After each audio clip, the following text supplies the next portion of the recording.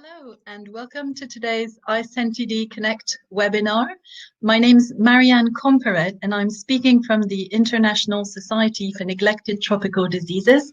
We're based here in London in the United Kingdom.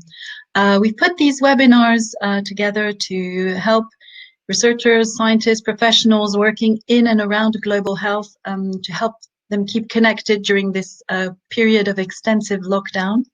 And today it's my utmost pleasure to welcome Stephen Maud. Stephen, you are joining us today. You're with Cloud9 Media, and you'll be talking to us about the power of film to bridge the gap between science, statistics, and the emotive side of storytelling. How are you, Stephen? Hi.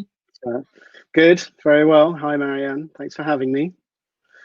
Our pleasure. I think we're both speaking from London, right? Yeah, that's right. Yeah, I'm in my living room. Yeah, same. My small one-bedroom flat. That's London for you.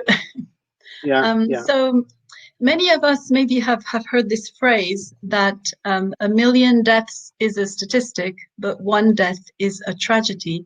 And of course, this has been exemplified many times throughout history.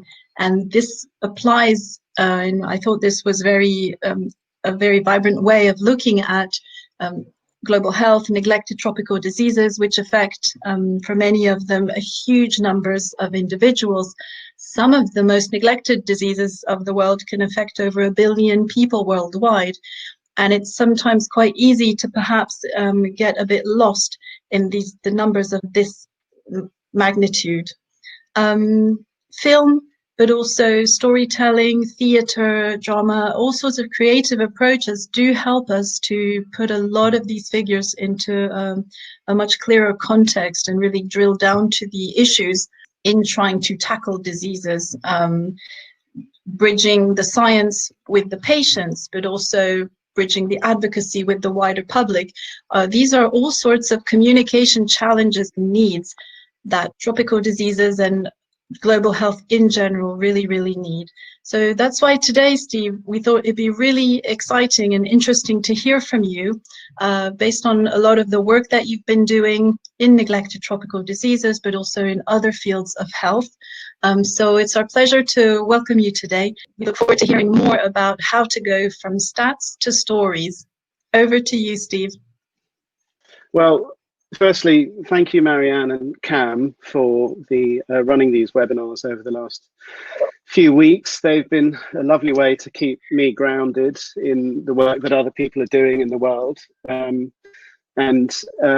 It's just, NTDs are always a lovely kind of all-encompassing topic, really, because they bring together all types of skill sets and interest areas together. So I thank you for that. And so let me start. So storytelling is everywhere.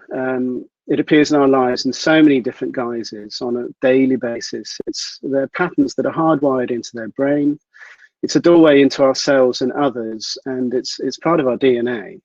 And it's also what I do for a living.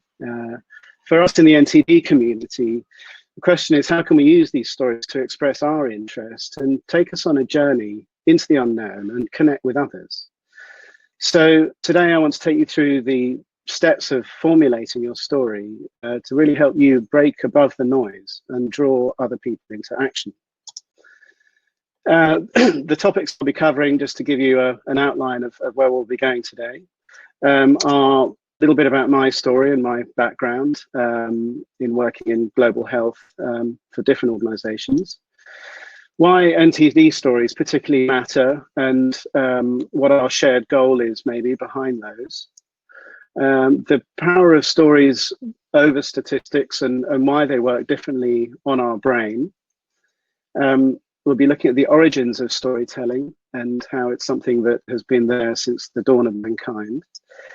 And then helping you create stories that engage by actually breaking down a narrative and looking at the different parts and see how it all works together. And then finally, a bit of a story building toolkit to give you some useful tools so that you can start thinking about your own stories after this. Let's start with my story. I've been working in film for over 20 years now.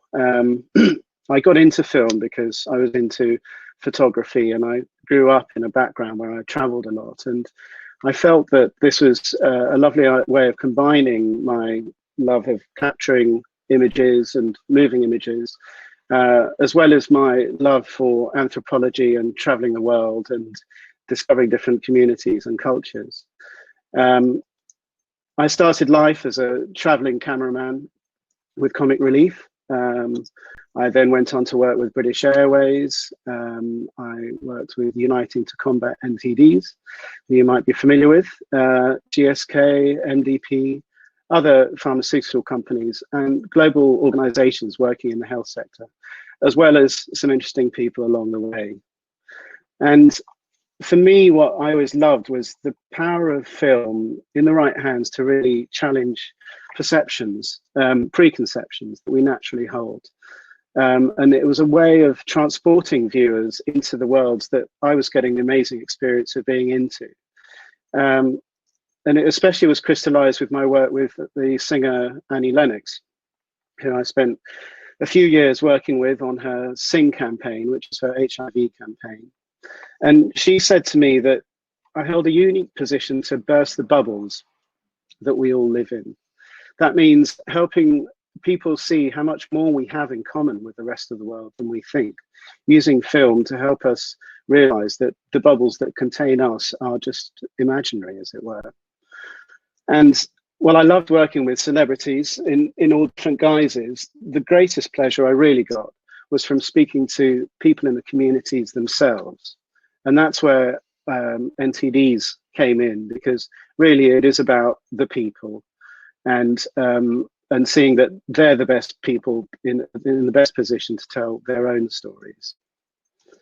So let's look at storytelling in the world of NTDs. NTDs have opened up a new kind of storytelling with different needs, but one shared goal. I guess we're all after equality, justice, whatever part of the puzzle that we play, we all want the same end game. It's a world free from NTDs, obviously with health systems strengthened and NGOs able to pull out and let countries take care of themselves. And so for a world of free to NTDs, your stories are the ones that will help you make an impact by articulating your journey, driving engagement and action, and creating a frame of reference so that people become part of your story and join you for the journey by taking action.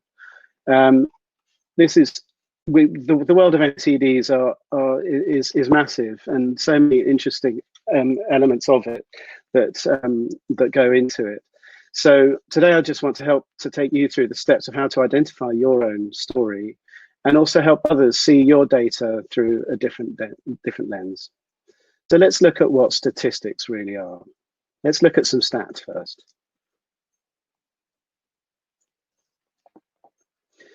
So as you look at those figures, we've got some big numbers there. Big numbers are everywhere. We read them in the newspapers every day. We hear them associated to great acts of success and also great acts of devastation. When I look at those numbers, they scare me. I mean, not the information that they carry, but I just struggle to get my head around them, really. The problem is the scale of them. The scale becomes incomprehensible. As Marianne said, you know, a million is a large statistic, but one is a catastrophe. So there's no real sense of context. You know, why are we being told these figures? And ultimately, what can I actually do? Because in a way, it just feels like a drop in the ocean. So why should I bother? We're too busy employing the rational, analytical side of our brain, analyzing the figures. To be able to actually visualize, we can't imagine how we might fit in the picture. They have no meaning for us. So a study was run on behalf of Save the Children by Wharton professor of marketing, Deborah Small from Penn State University in 2007, to see what our responses are to analytical stimuli versus personal. It was a study in sympathy and callousness, and this is how it ran. 2 groups of students were given $5 each in single dollar bills, and the groups were divided into two, and they were each given the money, and then in their envelopes they were given a separate sheet of paper. One sheet contained a statistics sheet on the impact of malnutrition and the difference that Save the Children make. You can see there that there are some shocking figures, there are some reassuring figures as well, but in a way it's just quite hard to contextualize that. The second group was given a day in the life case study of Rokia, a young girl who suffers from malnutrition in Mali. Now, after reading the contents of their sheets in their envelopes, they were asked if they would like to donate any of their hard-earned cash to the charity in question. It turns out that those that read the fact sheet, on average, gave $2 of their $5. Yet almost all of the group that had read Rokia's story donated all of their dollar bills to Save the Children. Now, there was a lot more to that study than I'll go into, and I don't want to do it a disservice, but the main findings were that people were more generous when donating to an identifiable person. Also, that feelings, not analytical thinking, drive action. And the third thing was that stories imbue meaning. And as you look at those two, you can get a sense of why that matters. There was a nice quote at the end as well. If I look at the mass, I will never act. If I look at the one, I will. So how do we create empathy and make people care? Well, I think it's a good time now to take a short step back to the dawn of mankind. Storytelling has been fundamental to our evolution. The first brains that evolved was the reptilian brain. It was pretty small. It was like an animal's brain in that it was limited to basic survival instincts within small groups of people. It just had to make hard life and death decisions. A bit of light clubbing was included, that kind of thing. But as the evolutionary chapters passed, the brain saw a sudden exponential growth. It's like going from a 50cc motorbike to a supercharged 1500cc superbike in a relatively short space of time. It will take a few million years. This more sophisticated brain also had a nice upgrade along the way, which was the power of imagination, the ability for us to think beyond our own immediate reality of time and space, and draw strangers into our experiences. And as society grew, storytelling became the fundamental mechanism that allowed us to cooperate better by sharing experience, learning from others' mistakes, like, you know, watch out for those guys over there with the antelope, it'll bite you. I don't think antelopes bite. And it's a way of drawing strangers into our experience, retaining knowledge and building communities through bonding and understanding. And this format has been around since the beginning. Think of one of the oldest stories, the Bible, using parables to help people stay on track and not destroy each other. This highly effective means of learning through story sharing even allowed us to send a man to space. Now, we've all stood next to that person at a dinner party who drones on and, you know, politely, and while you're thinking about something else. But it's not necessarily what they're saying, but it's how they're telling it.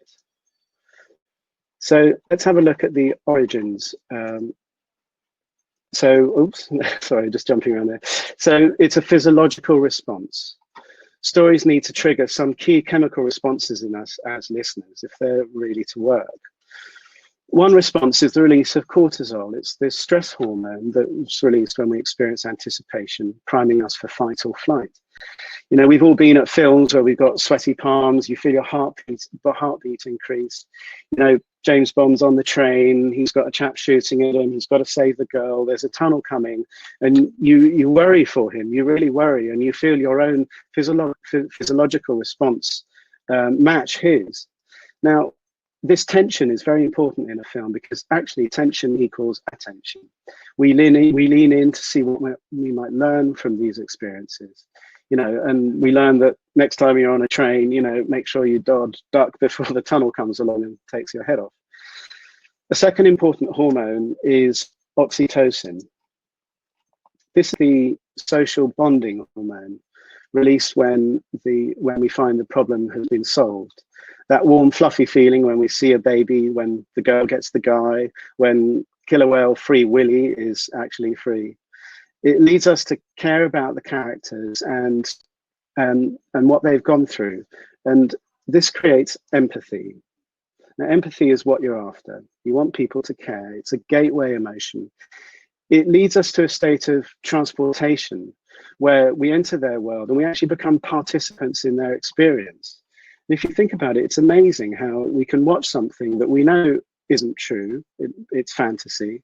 Some cases, obviously, it is true in factual storytelling, but we still get the same responses kicking in that character themselves are sharing. It's something that we can't actually control. And this is called neural binding. It's where our brains become locked, and it's the bedrock of fictional and documentary stories that allows us to feel compassion and empathy. And for us as global health storytellers, this is something that's very important for us in its own way. So I'd like to now just look at the practicalities of how this actually works. And Marianne, if you want to get our little film clips ready, we're going to do a little experiment. I'm going to show you 2 short film clips. One is based on numbers, looking at smoking and cancer in China. And another is a character-led film that we made about lymphatic filariasis for Uniting to Combat NTDs in 2016. So, Marianne, if you're ready with that, people at home, I'd like you to observe your feelings as you watch it.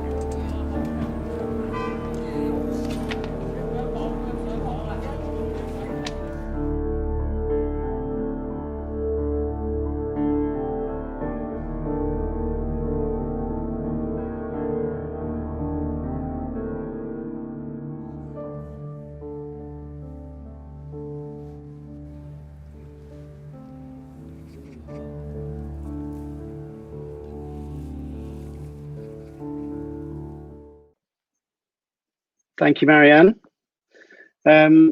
So I'd like you just to stay with your feelings, and we're about to play you another clip.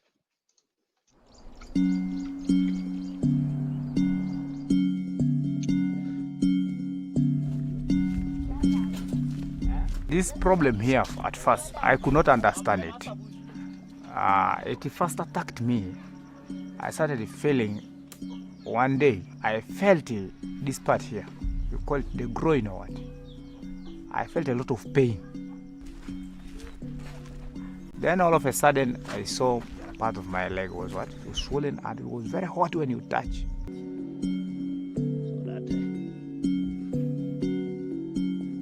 They told me, the people in the village here told me, no, what they have done, they have removed their footprints. It was when I learned a skill of sleeping when the legs are raised up, even this use of bandage. Now I felt I can stand, overstand, I can stand for 3 hours in the class, I don't feel anything. I'm a leader at the council level. Even at school, they have responsibility. I'm a teacher in charge of lower primary. Being a teacher, I'm one of the local leaders, part of the LOC system. I'm the one distributing all those drugs around there. How old are you? When I also get responsibility, you also feel I'm also important. Yeah, though I have this problem, but I feel also accepted in the community. So, how did those clips make you feel? I think, I don't know about you, but from my experience, based on my experience, the first one kind of made me feel a bit scared, maybe a bit sad. And then I thought, oh, well, it's in China and I'm in the UK, so it doesn't really affect me. And I didn't feel much empathy for the individuals, really. I just kind of wish they'd stop smoking. In the second clip, I felt a bond with the main character, Opus John Francis, and generally felt that the world was safe in his hands. Now, that's all because stories are built according to an age-old structure that permeates all stories. Let's have a look at how that works. So stories have always followed a 5-part structure that primes the audience to engage. This is commonly referred to in writing and film studies as the hero's journey or the narrative arc. You might have heard it talked about, but it applies equally to every story you'll ever hear, and it follows a basic structure. You first of all set your context. You're setting the world where your event, the actions will take place. Imagine the stories that we're told as children. You know, once upon a time in a land far, far away, there was a lonely, princess. So we're setting the context, we're introducing the storyteller. Now, imagine for you in NTDs, that might be the world of your topic. It might be the world that the action actually takes place in, when you're collecting blood samples in Nepal, or it's developing a vaccine in the laboratory. But the key thing also is introducing us to the storyteller. You know, who are they and why should I trust them? And finding a person that represents the bigger picture that in some way we can relate to. In this case, oh, I missed a slide there. There you go. That's, every story ever told follows the same structure. Each stage takes the audience to different levels of tension and drama to keep them engaged. So let's look at our story. That we started off with Opus John Francis. We know the world. We know that we're going to be entering into his world in this. The next stage is, what is the challenge, the problem that's going to upset the way of life? And this is the point really at which we start to lean forward and pay attention. And if you think about it, in any films that you watch, generally around the 10-15 minute mark, once you've kind of established the world of the people and you've built a bond with them, something happens that destroys their status quo. And in the case of Opus John Francis, that was lymphatic filariasis. That was the fact that he has this potentially crippling condition that affects millions of people. It's created forms of swelling of the legs, and it results in stigma. People aren't spoken to in their communities, and in developing countries like Africa and Uganda, that can be tragic. So we've got so we've set up the challenge there. And then the next point is the solution. You know, what extra effort, what extra resource or skills have been put to the test in order to solve this problem. In the case of this story, by taking the treatment, by learning how to manage his condition, he's actually been able to go and work for his school. He's been able to get a job actually distributing the drugs that will help prevent future generations from getting the same condition. And in storytelling, the solution section can be quite a major part of your story. It's not that these all have to take equal lengths of time. They're just kind of boxes that need to be ticked for it to work. But the solution might be the bulk of your story. And then the fourth part is the outcome. That, you know, how has the state been transformed? What insights have been gained? What is the moral of the story? In the case of this story, the moral really is that everyone deserves to belong, regardless of their condition. And when they're included, they can thrive. And then, so that's something that will resonate with us in our emotions. That'll be the moment where we feel more of the sort of oxytocin, the kind of warm feeling of safety, and that we're in safe hands now, delivered back safely from the sort of challenging experience. And then we're into the final section, which are next steps. What actions can we take going forward? Where does our story go next? In this case, it was join us at the 5th anniversary of the London Declaration to discuss leadership in NTDs. And this is where you can galvanize action behind a story when it's shown to the right people. Now, whether you're telling a billion-dollar film or working out what your own story is, this kind of structure helps create those physiological hit points that pull the viewer into the subject's world and galvanizes them into action. You know, it's a basic formula that goes for whether you're writing a blog, whether you're filming your own film on an iPhone, or you're directing the next James Bond. Try this out on others. You can try it yourself so that you don't become the bore at the drinks party. The main thing around all of this effect is that it builds empathy and trust, and that leads to engagement. So telling our global health story has some specific considerations if we're to make that for films that actually drive action. Before you start, you want to think about some things. Firstly, work out what is the key top line messaging you need to get across. You need to cover it. And that will be on behalf of your organization. But this is, you're telling a story and being sent to a far away place, and you have to make sure that it is actually going to deliver the follow-up action that your organization requires.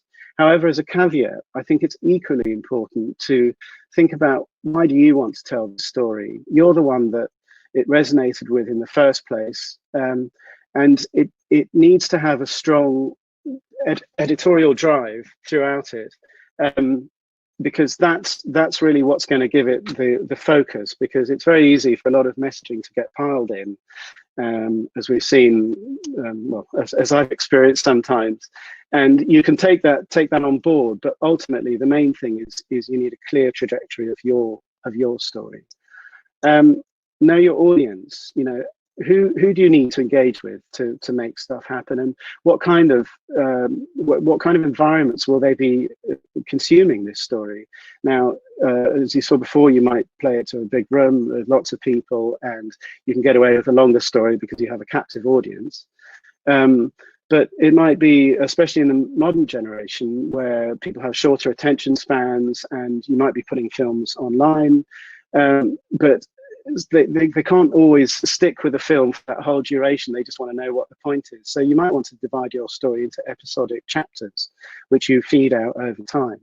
And for me, I think that really is the future, is short form content that that keeps driving engagement over time. You can start building your audience through that. You need to think about, where does your story need to take place? If you want to create an immersive experience, you have to be able to immerse yourself. This is your chance to find out more about the specifics of where you'd like to go, and it's very hard to know where to choose to film. You know, this is a spotlight that you're pointing on a specific area that reflects the bigger problem. So you have to think judiciously, and you have to do your homework before you even start approaching. Because once you're out there, people on the ground will be much keener to share their stories with you if they know that you know what you're talking about. The next point is to choose the right storyteller. You know, they need to be the vehicle to connect the story of an individual to a much bigger story. And that might be around showing the determination to fight against the disease, rather than just focusing on the disease itself. It's the storyteller, for me, is what differentiates those stronger narrative stories than, as we saw with the China video, just a series of shocking statistics. So getting your storyteller right is very important, and it's a long process of phone calls, emails, recce's, going out visiting people, until you really get a sense for them having the right aptitude to tell the story, as well as the right experience to be that focus for the larger picture. When you're actually out there, and this is something that is more and more important these days, it's about holding back on your preconceptions and trying to see the world through their eyes. We have to be aware of our personal bias. It's very easy for us, when we have the pressure to try and raise money or drive a certain action, to come out and think, right, we're going to tell a story of this person with lymphatic filariasis, and they're going to make everyone cry, and they'll all give their money. But actually, you get out there and you realize that this chap, John Opus Francis, was happy, and he was inspiring, and just because he had a disease didn't mean that he was the disease. So, you know, we have a pre-colonial legacy which we've inherited, and the whole charity sector is linked to that. So it's very important to really have good observation when you're out there, both of what's going on around you, but of yourself and your own reactions, and to question those, so that you can tell stories that really break stereotypes. And they're the ones that that become interesting, because people feel like they're being told something new, not just what's been repeated in the age-old game. And this slightly ties in with the idea of building trust from telling the whole story, where for me, working in the charity sector, and we've seen Twitter the challenges of white saviorism, where they focus on a story that's they're using the whole chemistry formula that we looked at, the 5-act structure, to actually make people cry and make people want to give money and kind of make them want to make the problem go away. Now, us in NTDs, this is not useful. We don't want to alienate our viewers. We don't just want their money. Well, some of us might do, but what we really want is engagement in a more respectful way that will actually benefit the communities themselves, rather than just the organisations that are commissioning the job. I think this, for me, is very important, because these are life experiences that we will go through and that our contributors will go through as well. And we want to make sure that it's based on respect and equality. Along those lines, also find the human connection, because they're the points that will resonate with the viewers. So in terms of storytelling, it's not just facts. You're looking for emotions, values, actions that they've done. They're the things that manage to give us a sense of unity between our subject and ourselves. Facts are good, don't get me wrong. And they will provide the structure and the framework possibly for your story, but it's actually the feelings that we get as we're watching it that will end up giving the story legitimacy and make people trust. And then next steps, build communities and action points. Give people a space, whether that's online or somewhere to go where you can share their experience, they can share their experience, and also they have a way to get involved. And you'd be surprised at how desperate people are to get involved once they believe in something. There have been stories of campaigns. There was a story of a girl, a little baby, who fell down a well, and it was covered on CNN and became a big news feature. They ended up having to drill a hole alongside and drill into the side, and it took 56 hours. And that raised $800,000 for her, because people cared about this one little girl and they just wanted to see her survive. So build communities, give action points, give people something to do as a result of what you've just told them. It's very important to keep your hand on the matter the whole time. And in the same way, keep your story alive, because ultimately this will become your platform for you to carry on with your story into the future. It'll bring in more like-minded people, primed individuals for the journey, much as we have done since the dawn of time. Ultimately, it's because no one wants to do it alone. It's a lonely journey in striving to do these things, and we're telling stories of people who have done things on their own. And by bringing us all together, it makes it more manageable and more likely to succeed. So that concludes my talk for today. There is one more story, which is our story of Cloud9 Media. Over the years, I've built a team of equally passionate individuals around me, sharing a creative drive for authentic storytelling. And I miss them. They're at home, we're all at home, we're suffering from lockdown, but we're also thinking about how we can take things forwards, and actually helping many people think through their stories, and when lockdown does lift, how we might be able to actually get on with telling them. But it's what keeps us going. So thank you for listening. Drop me a line if you have any questions that we can help with. And I very much hope that you get something from this that will inspire you to think about yours. Thank you. Thank you very much, Stephen. You have definitely given us a lot of food for thought, but more importantly, actual very concrete tools particularly in the field of neglected tropical diseases. I think we're all agreed there are a lot of untold stories and pressing stories that need to get out there in a very emotive way. And I'm sure all the attendees will join me in saying that the tools and the breakdown of steps that you've given us all to put all this into very smooth story will be extremely useful. So thank you very much. Not so smooth. Thank you. This is very smooth. And you've had a lot of thank yous and on the chat. We've got a lot of the attendees. Laura Perfetti is saying thank you so much. That was very, very informative.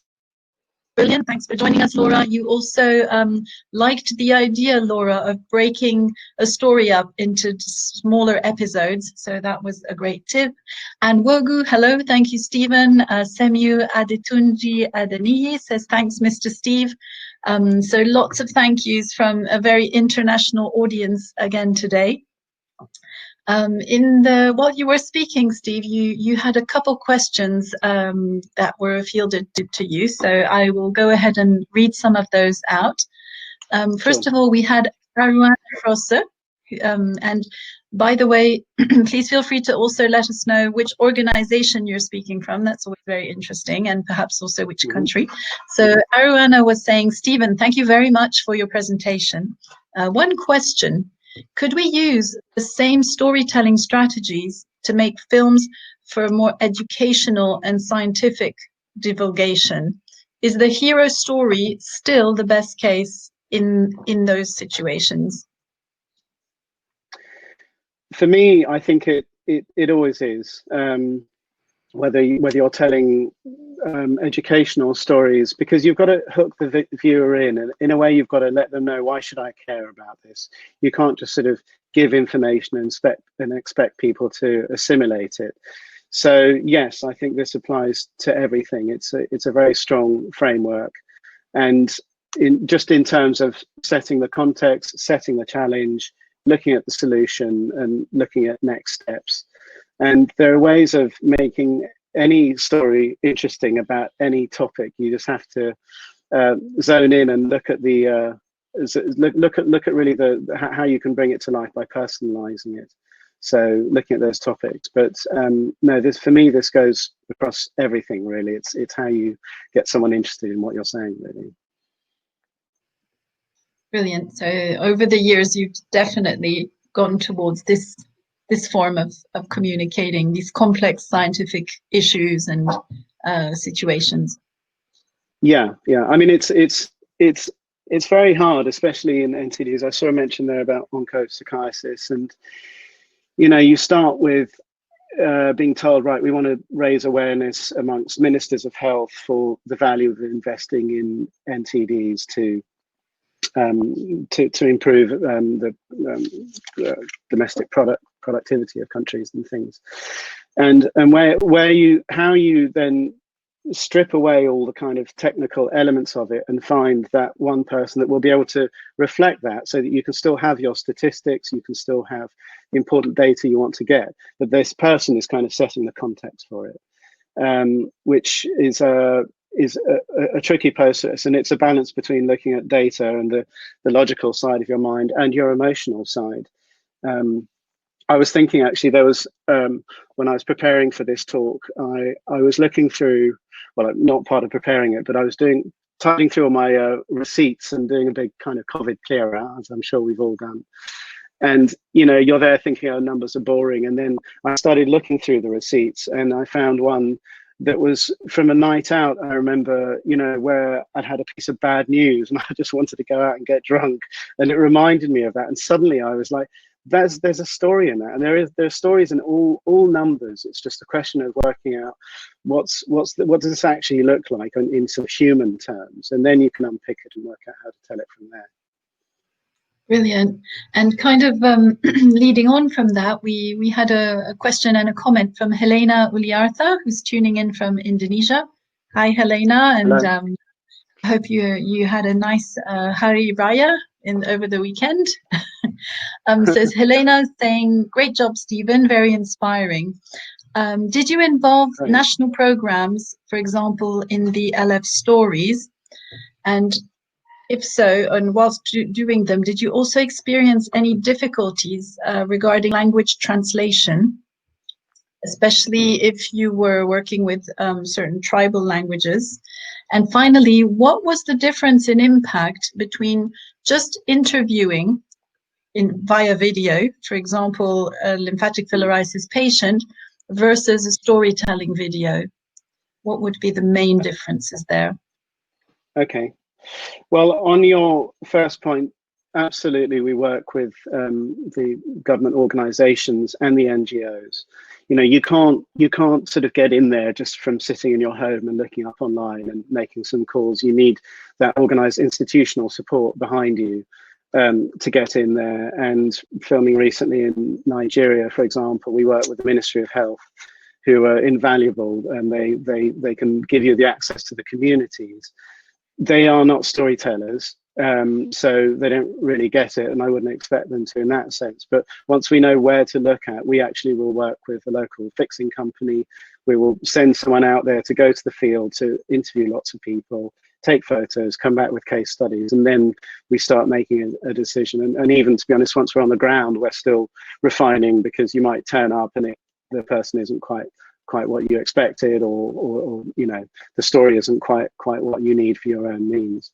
But so you need that. The NGO partners are particularly useful, because they will be working and they'll be providing the solution. If you talk about, you could think of the government organisations as part of representing the problem. Not that they are the problem, but the problem has affected them. The NGOs really tend to be part of the solution as well. So it's using those both players to sort of allow you to just choose where to look towards. And language barriers are massively a big problem, obviously. My local dialect is not so good these days, and you'll work with translators, but also you have to spend time with a person, and even if you're not speaking their language, you can still communicate, and you can still find a way of engaging, so that they get a sense of who you are as a person and what you want for this, and that they understand they're not just here to say good stuff for you because you've turned up and you're kind of coming in to tell the story. That I always encourage them to really find out what their sort of personal angle on this is. And in fact, when we're interviewing, I'll always work with a translator, and we'll record their translation, and then when we get back home, we might use a voiceover, or we'll use the original words with subtitles. But the language barriers, yeah, they can be a problem, and even just in terms of, it's not just language, it's you know, it's their whole perception of the world. You know, it can be very different, and to see suddenly a white person turning up in a community creates a great furore. So, you know, you have to be very mindful of the sort of cultural differences that we have, and then find points of commonality between those two. And just in terms of your interview, I mean, yeah, you can do an interview with the person. Of course you can. You can hear what they've got to say. But the problem is that there's no real sense of context. And this is where video is so powerful. And for me as a filmmaker, I love getting in there with them, because I love being part of their world. You know, it's like you get to know them, you spend time with them, and then you really see everything. And you know, video is so subjective. Editing is so subjective. You can edit a story into any different kind of story you want by showing one shot and not another. You might show shots of puddles with flies in them and danger all around, whilst next door there's actually someone living in a lovely, clean community. And this is why I say it's important to kind of tell the bigger picture for that.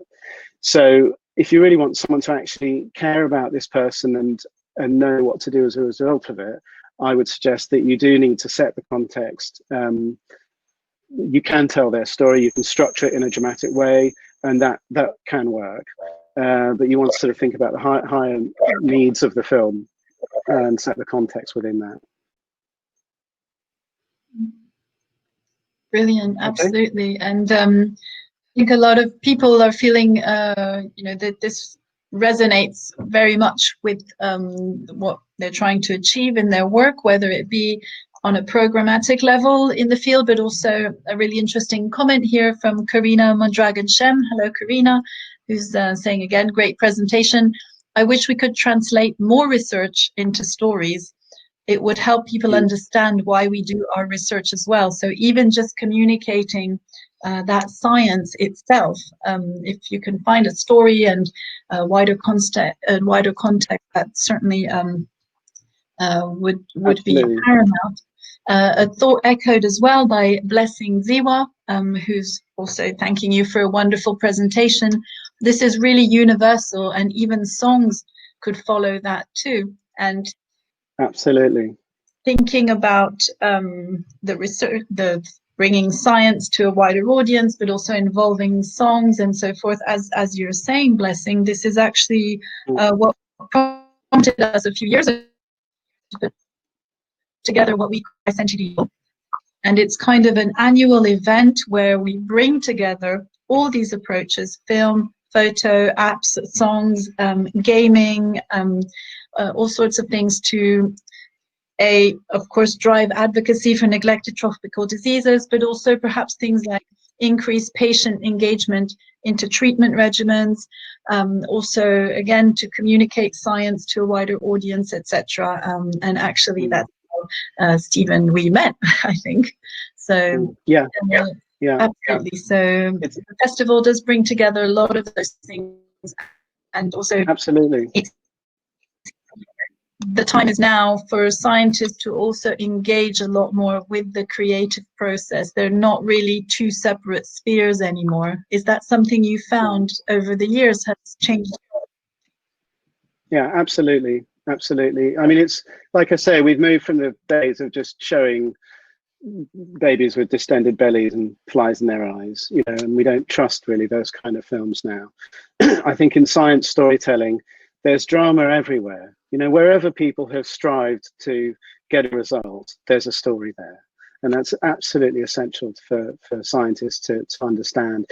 I mean, if you look at, I don't think they have it on anymore, but there was a BBC series called Horizon, which was science stories, and they were incredibly told. And they had that five-part structure to it.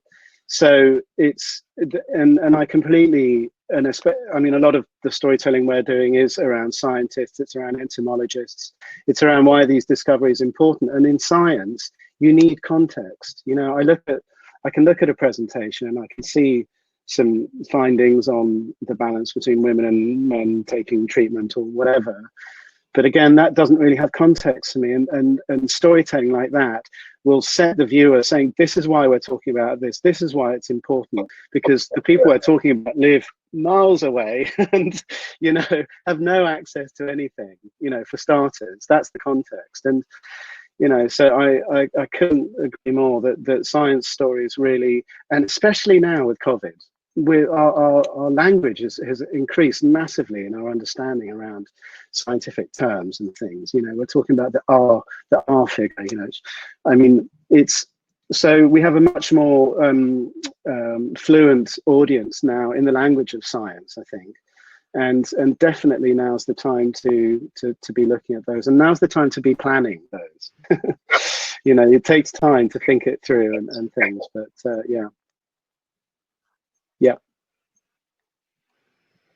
So two attendees, kind of building on that, Stephen, two attendees were asking for your advice, please.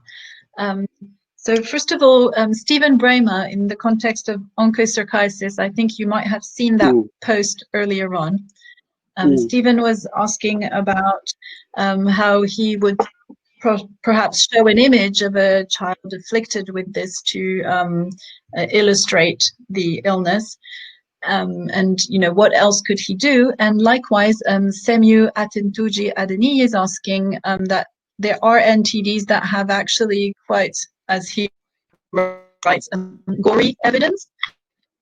And how would you simplify the story and at the same time make the audience develop necessary empathy for the patient? And for example, and this was interestingly the disease I was going to mention specifically, which is NOMA, causing, you know, very dramatic disfigurement to the patient. So what is the best way to, you know, where on the spectrum, where do you place the disease? How graphic do you have to be? I mean, in a way, there's the kind of disgust factor behind NTDs, and we can use that. I would say don't exploit it. And for me, it's the balance between the person and the disease.